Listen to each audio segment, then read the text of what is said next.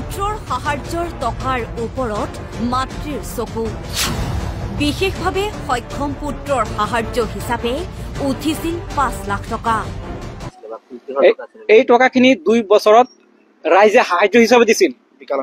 বিকলাংগ বুলি সাহায্য হিচাপে দিছিলে ইয়াৰ ভিতৰত ৫ লাখ টকাৰ ভিতৰত আপোনাৰ হেৰি আছে আঁচনি টকাও আছে চৰকাৰী আঁচনি ধন আছে ইয়াত টকা আৰু নিজৰ সুখৰ বাবে মাতৃয়ে পাহৰি গ'ল ২ সন্তানক এগৰাকী মাতৃ ইমান নিষ্ঠুৰ নিৰ্দয় হ'ব পাৰেনে এজন মাকে কেনেকে কৰিব আমাৰ তাত ভিডিঅ' ফুটেজ আছে আপোনাক মই দি আছো ভিডিঅ' ফুটেজ দি আছো ফটো দি আছো কেনেকে পাৰে এজন মাকে কেনেকে এনেকুৱা অত্যাচাৰ কৰিব এইজন ৰছিদুল হক ঘৰ নগাঁৱৰ জুৰিয়াৰ ধিংবৰী চাপৰি গাঁৱত এইগৰাকী ৰছিদুলৰ পত্নী দুয়োৰে আছে ২টি সন্তান পুত্ৰৰ বয়স ৫ বছৰ কন্যাৰ বয়স ৩ বছৰ পুত্ৰ সন্তানটি সৰুৰে পৰা বিশেষভাৱে সক্ষম পুত্ৰৰ সাহায্য হিচাপে উঠিছিল ৫ লাখ টকা সেই টকাত চকু পৰিছিল পাহান মাতৃৰ পূৰ্বৰে পৰা পৰপুৰুষৰ সৈতে আছিল প্ৰেমৰ সম্পৰ্ক আৰু ২ সন্তানক এৰি পুত্ৰৰ সাহায্যৰ ৫ লাখ টকা লৈ পলাল মাতৃ সেই টকাৰে প্ৰেমিক মুবাৰক আলীৰ সৈতে মাতৃয়ে গঢ়িছে আন এখন সুখৰ সংসাৰ পত্নী নোহোৱাত এতিয়া ২ সন্তানক লৈ স্বামী ৰছিদুলৰ হাহাকাৰময় অৱস্থা টকাৰ অভাৱত পুত্ৰৰ চিকিৎসা কৰিব পৰা নাই স্বামীয়ে অৱশ্যে ন্যায় বিচাৰি আৰক্ষীৰ কাষ চাপিল স্বামী তাৰমানে মোৰ ৱাইফজনী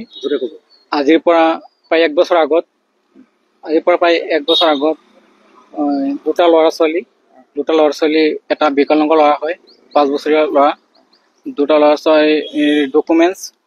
আৰু ৫ লাখ টকাৰ লগতে GMCৰ পৰা চৰকাৰে দিয়া আপোনাৰ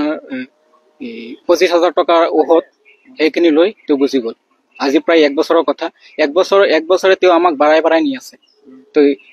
তাক সঘনাই মোৰ লগত যোগাযোগ কৰি আছিলে তেওঁ মোক কৈছিলে যে টকাখিনি ঘূৰাই দিব সন্তানৰ যি ৫ লাখ টকা সেই ৫ লাখ টকা ঘূৰাই দিয়াৰ কথা কৈছিলে আমাক কিন্তু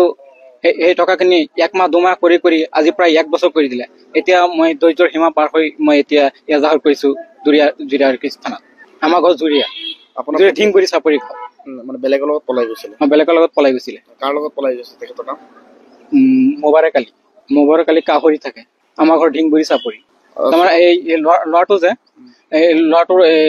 সাহায্যৰ টকাটো যে ৫ লাখ টকা এই টকাখিনি প্ৰায় ২ বছৰে ৰাইজে দিছিলে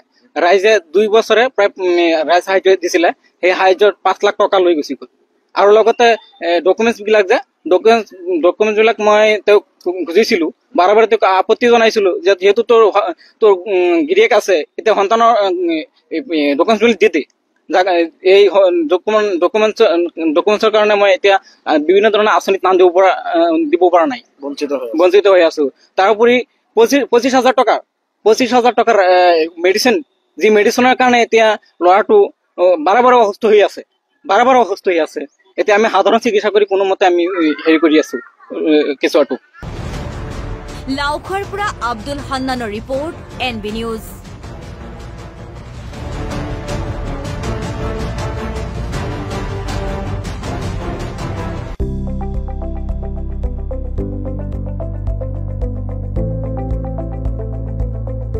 NB নিউজ সহজ সৰল ভাষাত নৱভাৰতৰ কথা